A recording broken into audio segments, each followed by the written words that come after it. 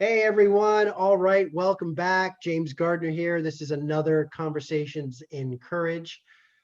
And we're we're in for a ride today. I love this guy. He just had me laughing as usual. Um, this is this is going to be a great story, gang. I like to share uh, conversations about courage coming from different people in all different arenas, and we all have our own ideas of what courage means and how we've exemplified that in our life and the stories that we've had to live through. And for many of us, for many of my guests, how we've taken that and used that to really be of service to others. And the gentleman joining me today has an amazing story of courage, of pain, hardship, desperation, surrender, and ultimately just grace. Uh, he's got a heart bigger than his 38-inch bicep. This I want to welcome to the show Ben Smith. Ben, how are you, my friend? Good. I'm so happy to be here. So happy to have this discussion, which is so close to my heart. And yeah, I mean, you and I have been kind of going back and forth a little bit about this, but it's here. It's I'm here. happy. It's finally here. I Yeah. know. So, all right. First and foremost, maybe just share a little bit about, because we're going to get into your backstory, of course. We're going to get into everything that led to where you are now. But let's start now. Let's start with some of the work you do. I know you're involved with kind of guiding some youth and kind of being, I don't know if role model is the right term, Mhm. but you know what I mean. You're kind of involved. So can you share a little bit with us about that? Yeah, for quite some time, I've been well, we had a gym. We had a gym on the Sunshine Coast. So when we opened our gym, a lot of kids would come through there, and through that, I started to do an after-school boxing program through the school board, and I worked with the Seashell Native Band and put together boxing programs and a program another youth worker and I did called Gloves Off program, which Mm. was aimed at high risk youth. So I've done a lot of work like that and just generally mentoring kids and just trying to be a bit of a source of well, I wouldn't want to say wisdom, but a source of experience maybe Oh, there to you help go. guide them, right? To help Yeah. guide them a little bit and just somebody that can just help them navigate their way through some of the issues that they deal with. And do these some of these kids, do they know the roads that you've traveled? Is or are they just kind of drawn to your charisma, so to speak? Well, it's funny because as a boxer or as a former boxer, people still associate me as a boxer, but I haven't boxed in years. But I've taught a lot of boxing, and I think that alone lends itself to some youth to a certain level of okay, well maybe this guy knows. I'm not sure why that is, but it is. So Huh. um yeah, and then just the fact that I like kids, I get along with kids and I'm a bit of a kid myself, so it all I works would well. never have guessed that ever. Yeah, I'm just a goofball. So a badass goofball. It's interesting what you said about boxing though, because you're right. Even I just was like, yeah, like when I don't know why, but when I think of somebody as a boxer, I think of somebody that I could go to for support, someone that's kind of been on the street, that's kind of earned his way, earned his cred, if you will, Yeah, through hard knocks. I don't know why that is. I don't know if it's it's because it's played that way in all the movies. I don't know, yeah. right? Yeah, it's strange, but it's true. It's absolutely true. Like people, kids on as soon as they find out I'm a boxer or a former boxer, or they make the association, all of a sudden there's like this certain level of well, I'll listen to this guy a little bit. I don't know why that is, but It just is, and it's always Well, been like that. And I've tried to. That's one thing I always tried to do as a competitor, or when I was kind of really in the, just my competitive days. I tried to kind of um, be quite respectful of the sport, and show that with higher levels of strength, physical strength, comes higher levels of responsibility. And that's always been my lesson as an adult teaching kids boxing or whatever, is that with strength, physical strength, comes responsibility to do the right thing, yeah, and so that's always been, and I think that comes through in just everything I do, is that, being strong is one thing, but being a strong, compassionate, loving person is a whole nother level that's of strength. exactly, that's like strength on steroids, right? I mean, Yeah. right? Yeah. Well, that's the kind of strength that changes the world. And maybe Yeah, it's the world, it only changes the world for a small pocket of people, but that's all it needs to be, right. but that kind of strength is meaningful and lasting, and it crosses barriers for everybody. Like, Yeah, yeah, it's yeah. just super important. So so obviously boxing is something that's been a big part of your life, and I know that's also part of how you survived um, your childhood to a degree, just being in the ring of life, if you will, right? Yeah, yeah. Yeah. So let's, because I know, I know you're a very courageous person now. You're very,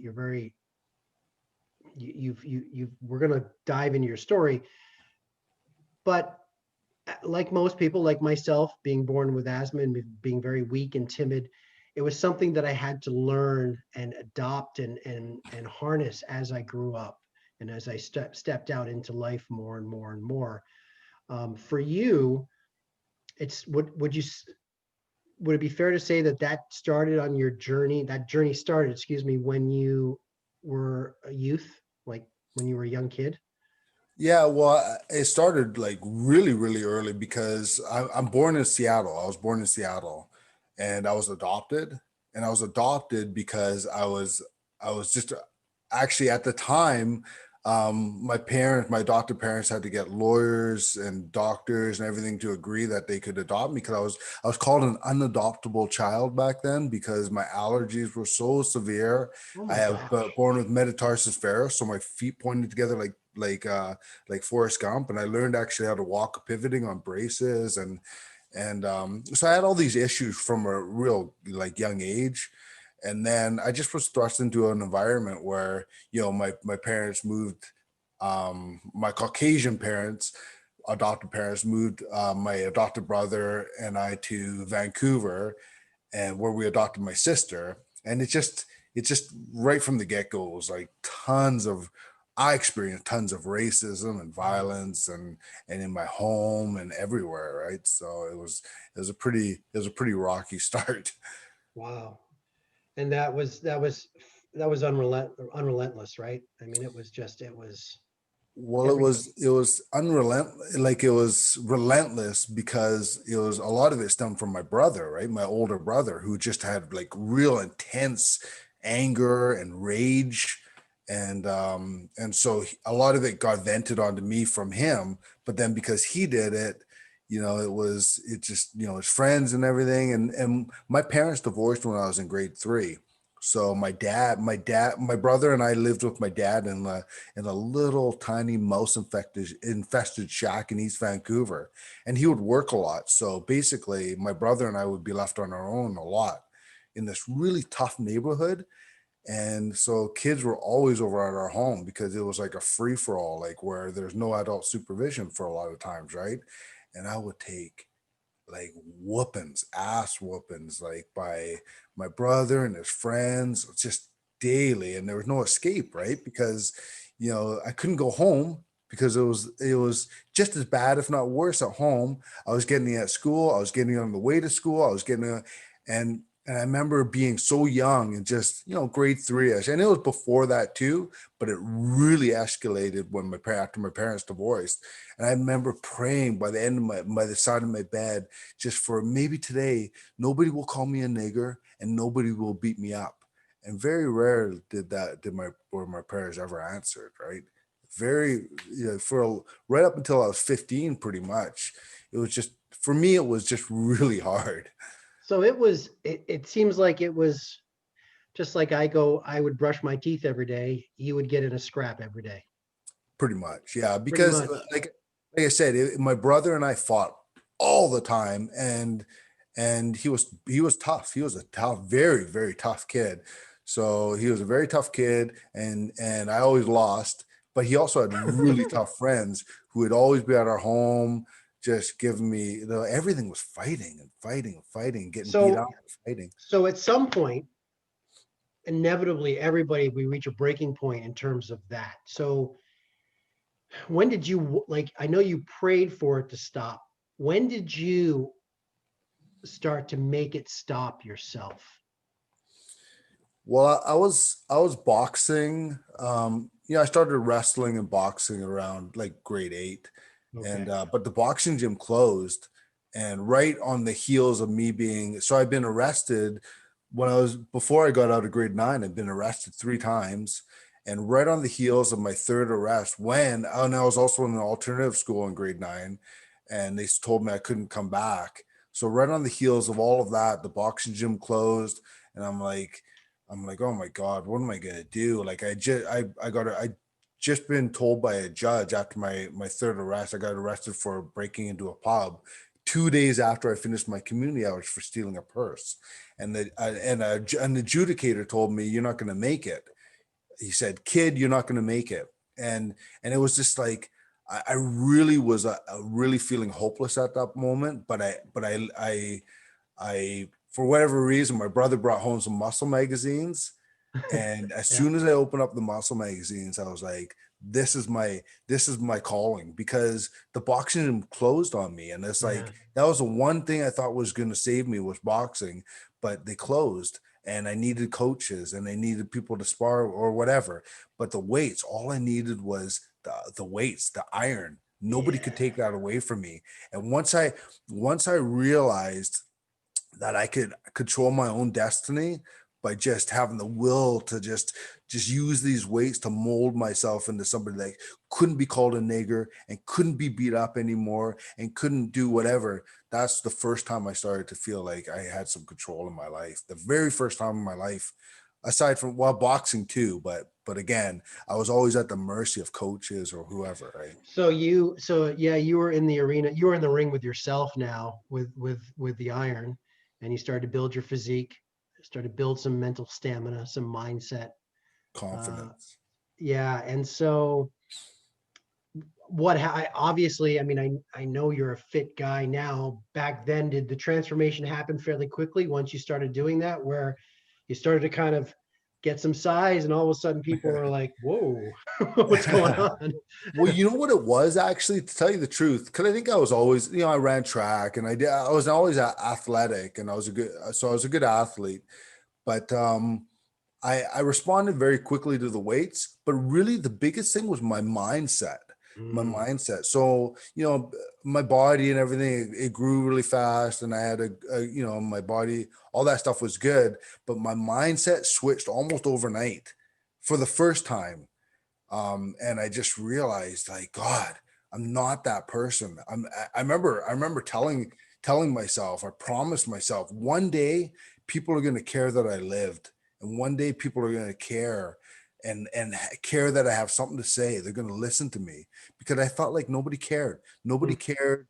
I mean, my dad loved me and people loved me, but I didn't really see it, like, because so many people were just just telling me, yeah, just beating you with down. lots of different ways, like what a worthless piece of garbage I was. Right, whether it And was physical or verbal or whatever, right? yeah, Yeah, yeah. yeah, So with the weights, I said, this is my tool to show the world that I matter.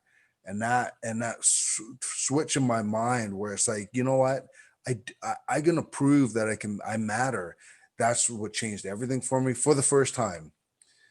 But I didn't have enough maturity to hold on to it. So when rocky times came, I just didn't have the strength to hold it. And I was basically just a beat down kid that just grabbed a lifeline, but that lifeline wasn't strong enough at that. yeah. I think, and I think we all go through that to some degree, whatever lifeline that is. We have to grow to meet the lifeline. We can't just wait for it, when it appears. Yeah. Like as you just said, and I know your story a little bit, where it's like you grew more and more, and then you started to own it and to really, live it and breathe it. And I think a lot of people, they're quick to label themselves as a failure because they build themselves up a little bit, whatever, and then they have a relapse, Mhm. right? And I think that's part of ownership. I think we all go through that, Absolutely. And right? understanding that, like, because man, I failed so much. I failed so much in my life, but what I learned through all the failures is that I'm unbreakable. And Hmm. that feeling of being unbreakable, it gives me so much confidence now, as I've gone through my life and realizing, you know what, failures don't mean anything. It's what you do with failure. Are you strong enough, and do you have the courage to pick yourself up again and again and again until you just can't be dropped anymore? That's it. You know? Fail forward, fail forward always. Yeah. So you made a little distinction there, Ben. You talked about the iron, the weights built you up a little bit. There was an inevitable fall. So what was happening then? So you kind of had the come to Jesus moment, if you will, when you had the you're not going to make it kid from the adjudicator or whomever. You said, I'm going to take my life back. You at least started down this road. What pulled you back into the abyss, if you will, then? Well, for basically for 5 years, from the time I was 19, from the time I was 15 till I was almost 20, I was like, God, I got this. I got this. I'm like, people are telling me like that I could be one of the best bodybuilders in the world. And I graduated, which was just an amazing feat in and of itself, because like I don't think anybody thought I was going to finish high school, let alone graduate. And I became this popular kid because I was so confident because of bodybuilding. I could see what the control I was taking with like my mind, my determination. It's like, God, I can really take control of my body. And and so it was really an amazing transformation. But then I became a pretty young dad at the age of 20, and just all of a sudden, and I didn't, I didn't mean to be a dad at that age, but I started dating a fairly older, quite a bit older lady. So I was 19 and she was 28. So she had quite a bit more experience than I did. And I still was a kid who basically just found something and threw himself into it, but I hadn't made sense of life yet. I was only 19 years old, right? Right. Um, so being a dad and having all this responsibility, I didn't know how to hold on to this dream that I could be something, and I could show the world that I mean something while I'm trying to be a dad. And it crumbled, right? The sandcastle that I thought was so solid, as soon every wave, like bills coming in, and you got to feed you got to have food, and you got to make sure you have, like, all these little waves crumbled my castle really quickly because I didn't have the foundation.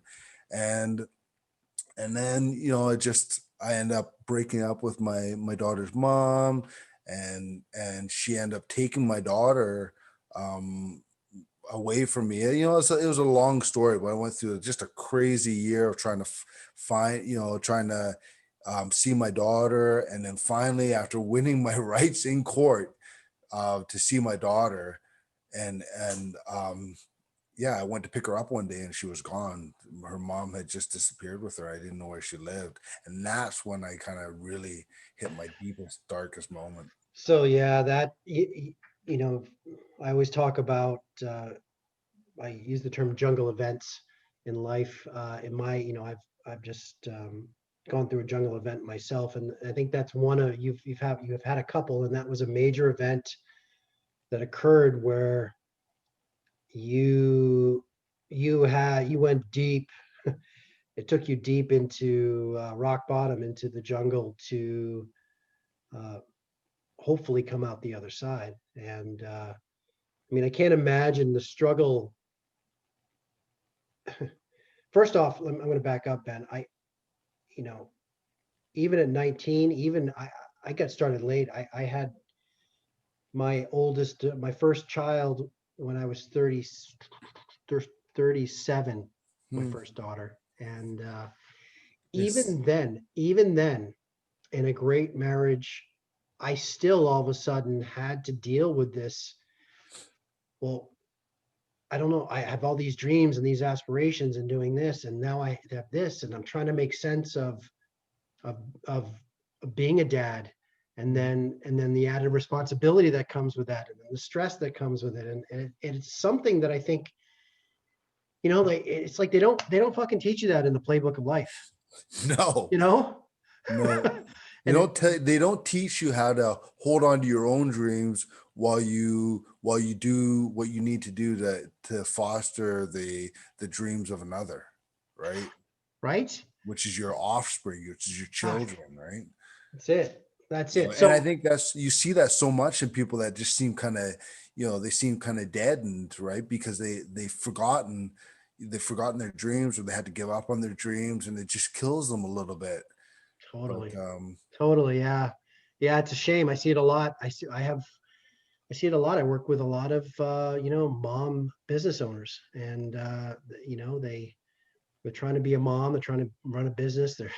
They've kind of lost themselves, and then they're not even living for themselves anymore. And I yeah, think it's a common affliction that we have.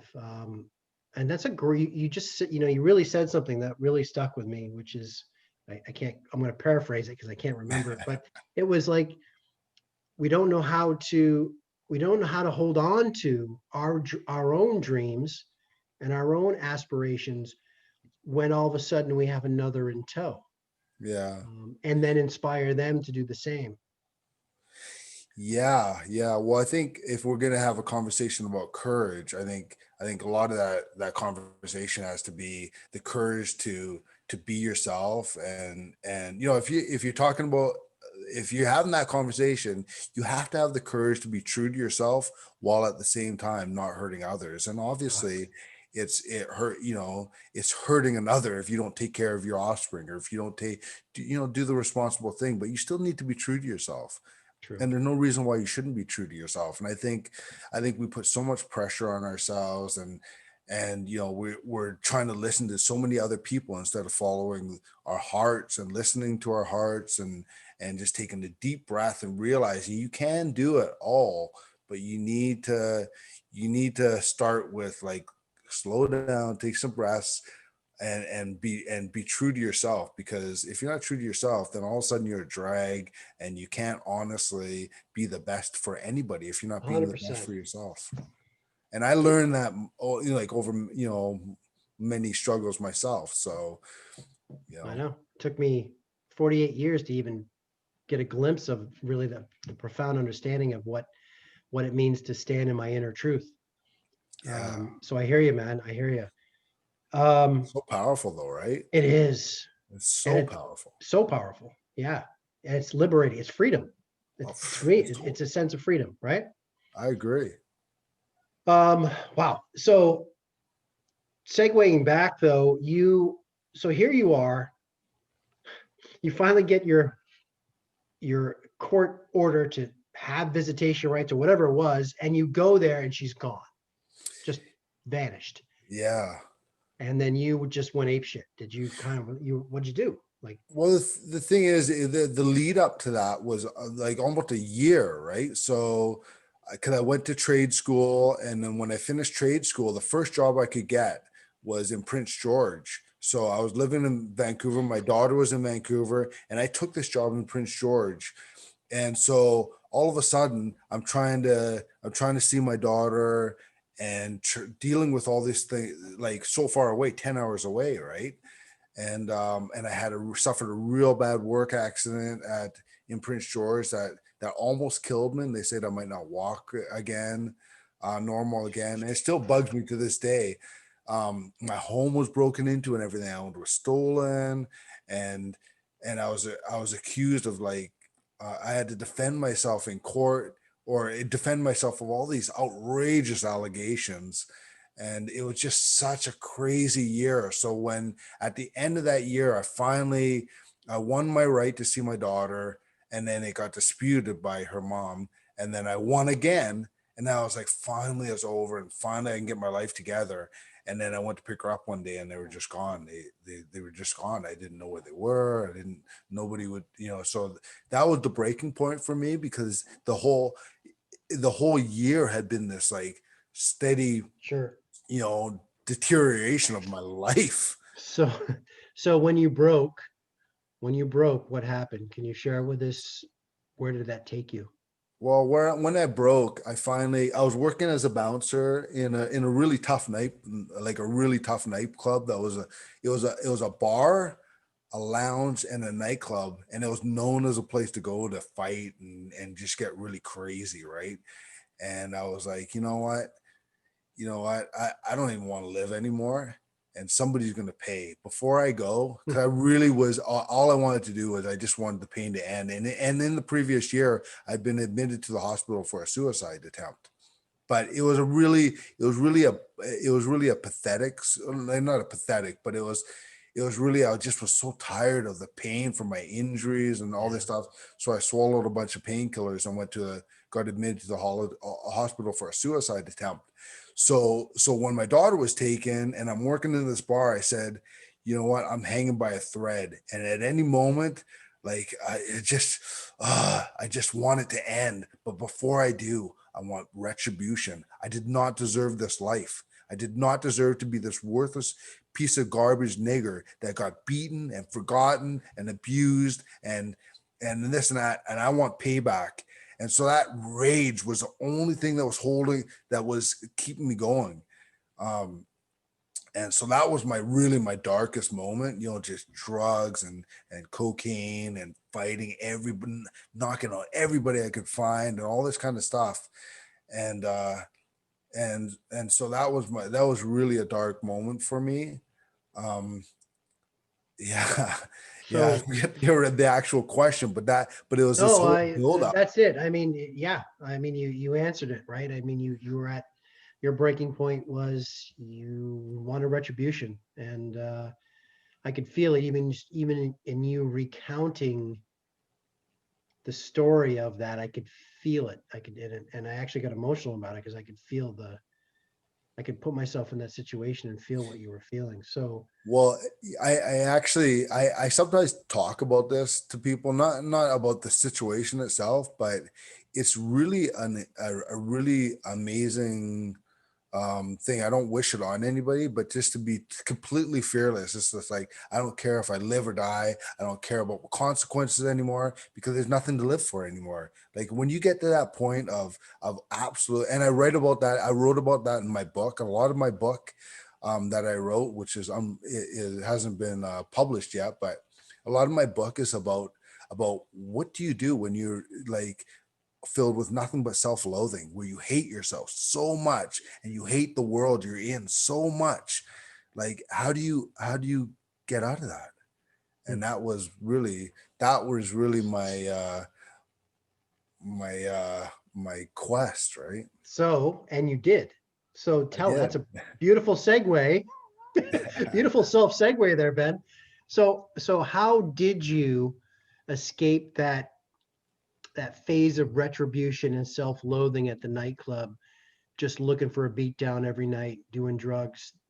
How did you, what did you do? What was your Well, it sword? was it was a bit of a series of events that happened. I mean, basically, uh, um a girl called me, left her note, called. I'm working at the bar. She left her number. She called, asked me to call her at the end of the night. So I called her. I didn't even know who this girl was, but she left her number for me. I called her, which is 2:30 in the morning, and at the same time I was sleeping on my dad's couch because I didn't own anything. I was sleeping on my dad's couch. I had a restraining order from my previous girlfriend. I couldn't, which was not my daughter's mom, another girl. And so I couldn't go home. I had nowhere to go. So I went to my dad's house, and he was staying up for me at, like, whatever time it was, 3 in the morning. And he said, your mom died tonight. And that was kind of a big turning point, because this girl left her number for me, and 20 minutes later, 30 minutes later, whatever it took to come home, my dad told me my mom died. And I remember sitting there. I was sleeping on his couch and high on cocaine, as I always was at that time. And I remember thinking, God, what, like, my relationship with my mom was so bad, and all she ever knew was that what an absolute failure I was, what a complete failure. I lost her daughter. I was just a complete worthless piece of garbage. And that's all she ever knew me as, really. And I remember thinking, God, I got to be more than that. I got to be more than that. And then I happened to go out, call that girl, or go out with that girl that, like, hours later, whatever, that night was a Sunday. So Sunday night we ended up going out, and we really hit it off. And I just casually happened to mention that my mom had just died. And I remember her looking at me with this kind of compassion. She was this really beautiful girl, really, she had these beautiful brown eyes. And I remember her looking at me, and I'd never felt so much love and compassion in my whole life as I did in that moment, when she held my hands and she looked at me. It's just Mm. like, God, your mom died. Like, and so that sequence of events with my mom and that girl, and finally, starting to feel like I was making headway, because by now I knew where my daughter, well, I didn't know where she lived, but they were calling me, so I had regular contact on the Yep. phone. So I still didn't know where they lived, but I had a relationship again, because this is about 6 months later, right? And um and uh and then that was the first time I really made a switch, because that love and that feeling, like, I'm this is not who I am. I'm more than this. And it was, I never felt that kind of self-loathing again, and I never felt deep, like that kind of deep pain again. And she, if I remember talking to you before, if I'm correct, she was the one that started to show you how to be of service to others. Didn't you guys go around and do some type of food donations or something like? No, different girl. Oh. That girl, I was only with that girl for about a year, but in that year, I really, but the thing is, she was so important to me, because at a really important time in my life, when I Sure. needed somebody to, like, I had my dad really loved me, but um, I just really needed that kind of compassion, from somebody, not, you know, and she gave that to me at that time. And I just threw my whole life into this love, that I fell in love with her just because of her compassion, Sure. almost right away. Sure. And so then we were living together, and everything else. And there's a whole lot of drama that came with that later. But for probably 9 months, I felt like with her love and her support, um yeah, I could really feel myself, because she was like my first opportunity to express myself as who I wanted to be, Mm. not who as, not as who I was, but who I wanted to be with her, because she didn't really know me. All she knew me was a bouncer of me was that I was a bouncer. But with her, I could be loving and compassionate and funny and kind and all these things. And she looked at me that way. And when she introduced me to her mom and her family, they looked at me that way too. And I took on this persona. It's like they don't know what a piece of garbage I am. They love, and just feeling that, and feeling myself being the best version of myself with her, helped me kind of So navigate through some of the things. okay, so here's your second lifeline, if you will, right? Yeah, We second talked about it, lifeline. right? So Yep. here it comes again. And so now you start building up, you start having a little bit more self-worth. You're embodying yourself again a little bit more. Really So understanding the value of love, the power of love. power of love. And from someone else to you, but also for yourself, right? Exactly. Yeah, And to my yeah. So daughter. yes. So as you began to come out of that jungle event, um, so you were probably this at this point 20, 23, 24, maybe something like that. 24, Okay. 24. Yeah. So um what because I want to talk about what something the second jungle event, which was in your late 30s, give or take. What happened in that landscape? Give us an overview of that to set up another Well, an, there's so many things that went on like throughout my 20s, but that girl, I had a lot of drama with that girl, and I really had to discover a lot of myself and my courage and come to understand myself and my own worth. And a lot of it came from me committing to boxing and just kind of surrendering to boxing, and so that kind of gave me a lot of confidence, and I shed a lot of the violence. Boxing was really cathartic for me mm, in many ways, and the better I got at boxing, I was a really good street fighter. Um, and the higher I climbed the ranks as a boxer, or the more I allowed myself to experience just being an athlete, a boxer, the less I needed to do all that other stuff, because I was always bouncing on the side, and I'd work during the week as a sheet metal worker and bounce on the weekends, and fighting started to be really abhorrent to me. What's the mm, word? Abhorrent? Yeah. yeah, I just really started to it started to be disgusting to me, yeah, really. yeah, So I went through this transition, and I kept meeting people, and you know and learning really about compassion. I learned so much about compassion from this Muslim girl who invited me to give out food to the homeless, and like all these little situations were happening where I was learning about myself, and the real power I had within my heart, and with my love and my compassion versus like my hands and my physical strength was so minuscule compared to the mm, love, the power of my compassion and my love.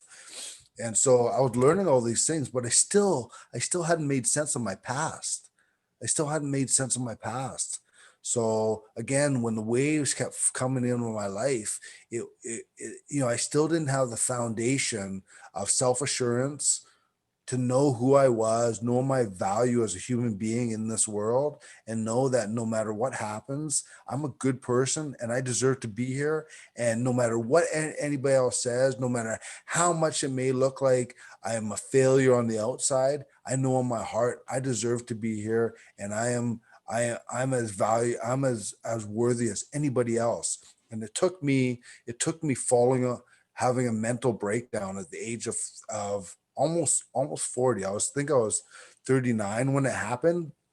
And I was coaching boxing. I was at a tournament coaching boxers, and all the testosterone. And I was seeing people from the past, and the boxing. It just caused me to just choke up and have this breakdown. And I realized that all this pain, all the fighting, all the violence, all the regrets, all the betrayals, all the things that had been eating at me for 38 years or 39 years, I had not dealt with. I got all these tools, right? I learned compassion. I learned love. I learned all these things. But I had this toolbox, but I didn't know how to open it. I didn't know how to use the tools in it. I knew the value of them, but I didn't know how to open the toolbox. And I learned how to open the toolbox by just basically surrendering and crying for like a month, and really just breaking down and surrendering myself. It's like, you know what, like, I got nothing left. I got nothing left, and I cried. I just cried for like a month. And as I cried, I asked questions like, why did this happen? Why did this happen? And over the course of the month or so, and I would write. I was always been a journaler, so I'd be writing. I'd be sitting on a log on the beach, like, why did that happen? Why did I make this mistake? Why did I make this stupid choice? Why did I do that? Why did I do that? And then I started to find answers. It's because you didn't know. You didn't know. And then I started, well, why did they do that? Because they didn't know either. Mhm. And why did life have to be like this? It's like, it didn't have to be like this. You didn't know, and they didn't know. Give yourself a pat on the back, forgive them, you know, love them, love yourself, love the world you're in, and just move on. And again, it was a bit of a process, but that's basically what Mhm. happened in my mind. So the tears and everything else just kind of, it washed me clean of all that pain and all that regret. And I basically came out in the end realizing that, you know what, I did the best I could. This is what I had, and I did the best I could. And I could have made different choices, but I didn't have the tools then, and they didn't have the tools, and they didn't mean to hurt me, and they didn't mean to betray me or beat me down or whatever. They did the best they could too. And you know what? Let's just move on. And I don't need to hate them. I don't need to have regret. I could just move on. And when I did that, when I basically surrendered and forgave everybody, mostly myself, I've never looked back. I've never really had a bad day. Once that month or so of crying came and went, I really have not had a real bad day since. I mean, that's over 10 years, right? Amazing. And after that, did you hang up the gloves? Oh yeah, I hung up the gloves when I was 30. I had Oh, my okay. last I had my last fight when I was 30, but I was coaching boxing, right? Okay. And so interesting. Yeah. Cause it's like that the world that initially saved you, you needed to kind of separate from in your late 30s, that kind of that just the fighting and the ego and the testosterone and it was Yeah.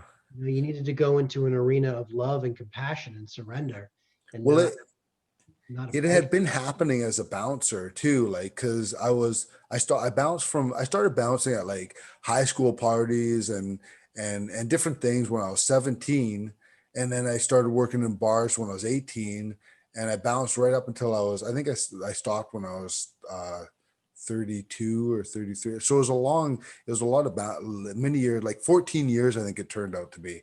And um and and towards the end of my bouncing days, I remember, 'cause I had all this experience, right? So, and I'd work by myself a lot of nights. I'd work 5 nights a week, and I'd work by myself. And a lot of times, like people, when you're the only bouncer, people will take you on, right? Because they think you're just by Yeah. yourself, right? Or groups of guys would. And I'd warn them. Like I was just so confident in that arena. But I remember for such a long time, it's just like, hey man, you know what? If you want to get into this, I'm telling you how this is going to end. And then it would end. And I would just be very ambivalent about it.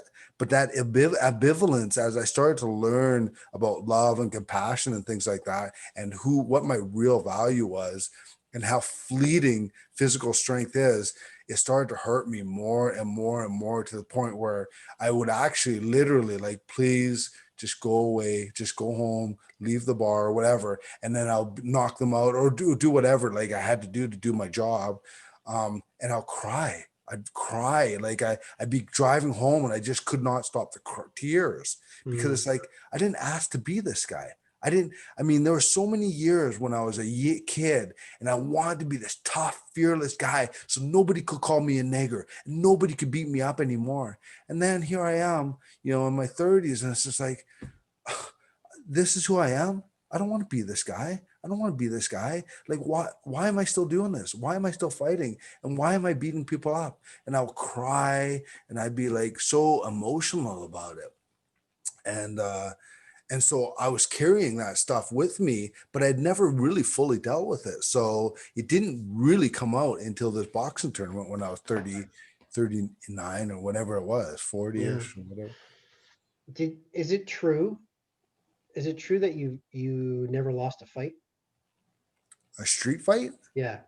I never, um, like, like my brother and his friends kicked the crap out of me all the time. But as far as an actual street fight, no, I never lost. Yeah. Yeah. And never lost in a bouncing situation either. No.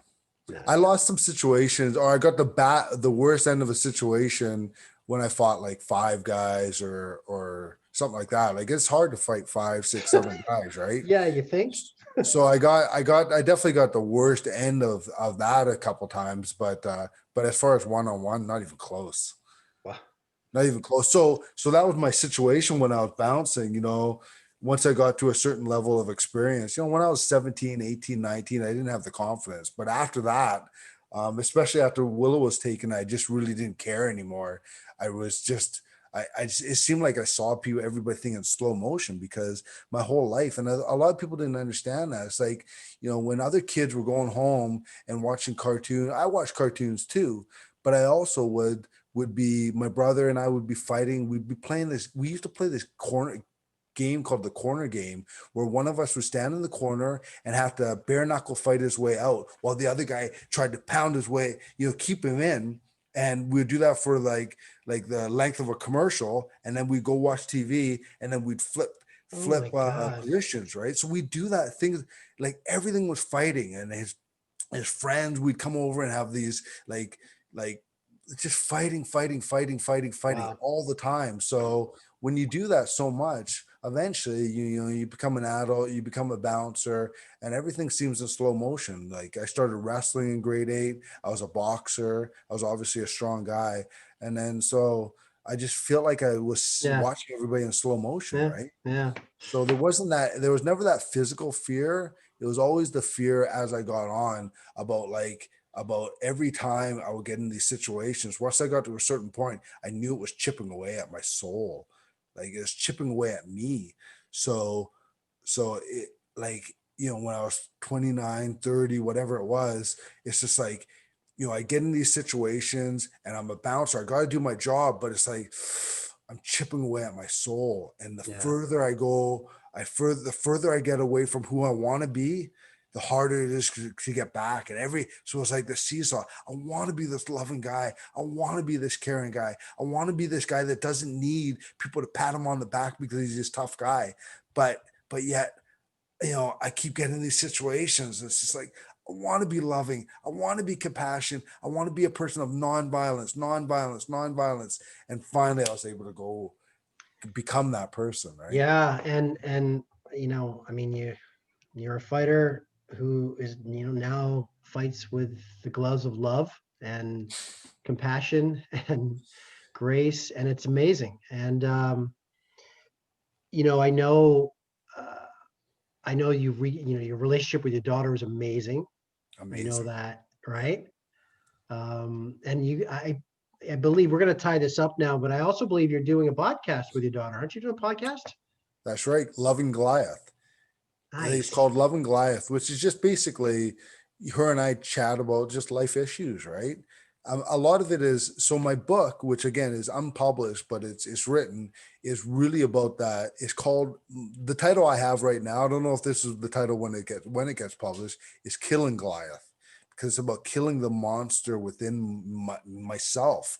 That's just like that's just like constant. The monster is the voice of all those people that you're not good enough, you're worthless, you're a nigger, you only should be beat Yeah, down, and you're not worthy. So that's the monster. So the book is about killing that monster, killing Goliath. And our podcast is Loving Goliath, I which is love it. basically the after, like what happens, like after you've killed the monster, what happens when you've destroyed those voices, or at least silenced those voices in your head that tell you you're not good enough, you're not worthy, and now you know that you are worthy. Now you're loving Goliath. Now you're loving yourself, and now you can be a I light love it. in the world to help others, right? Yeah, and Ben, I just can't help but think of myself in my journey, in that I see the way you are now, and you even said that you're like a big kid, and I think, and that's my journey too, was to reconnect to little Jimmy, as I call him, and every day is my sandbox. Every day it's playtime, eyes of wonder. And I think for you, you're now, after that episode at 39, every day you're living out your childhood that you never really truly got to live, you know, Absolutely. right? And I think it's amazing. I think it's absolutely amazing. And in closing, I would ask for you, or of you, if I may, for anybody out there that's going to watch this and listen to this, they may not be getting beat up every day, but they may take your situation and apply it to someone who was struggling with a marriage and a family life that he didn't really want, somebody who wants to leave a job but has responsibilities, family, like we're all in these kind of life events, and getting beat up by them, just like you were. What would you say, for just inspirationally, for somebody to kind of give them something to think about? Well, life is a gift for sure. Life is a gift, and you know, the sooner you kind of embrace that it's a gift. I mean, it may not feel that way, but the way to start to embrace what a gift life is to do the work to love yourself again. I mean, that's the thing I always talk about: self-assurance, ease, and faith. I'm always talking about those three things being the key to a happy life, but it starts with self-assurance. Like, know who you are, know that, accept yourself for who you are. You'll pat yourself on the back for the good things, all the good things you've done, all the good things you are, and give yourself a hug for your failings, because Yeah. we're all a work in progress, and we're all here just to experience life the best way that we can, and with as much love and compassion and joy and passion as possible. Love it. So Love it, yeah, man. just learn to reconnect with yourself again, love yourself, and move on Awesome. from there. Amazing. Ben Smith, everybody. Ben, thank you for taking time out of your day, out of your family life, to spend some conversation with me. I greatly appreciate it. Thank you so much. And I love the conversation. yeah, it was great. I know we could talk for hours and hours. Oh, for sure. I know, right? To all of you out there for tuning in, definitely a powerful, heartfelt message here. A great story, a courageous story, and ultimately, the more I do these conversations with courage, it's it's almost like it's always synonymous with love. It's just like conversations in love, and manifests in courage, and it manifests in fighting, and it manifests in surrender. It is the most powerful thing out there. Um, Oh, and absolutely. as Ben said, self-love, self-assurance, self-acceptance. Um, so powerful. So thank you all for joining Ben and myself today. I will see you all next time. And as I always say, mad love to the courageous out there. And Ben Mad Smith, love. you are a machine. Thank you. Thank you All so right. much. Much love. All right. Cheers.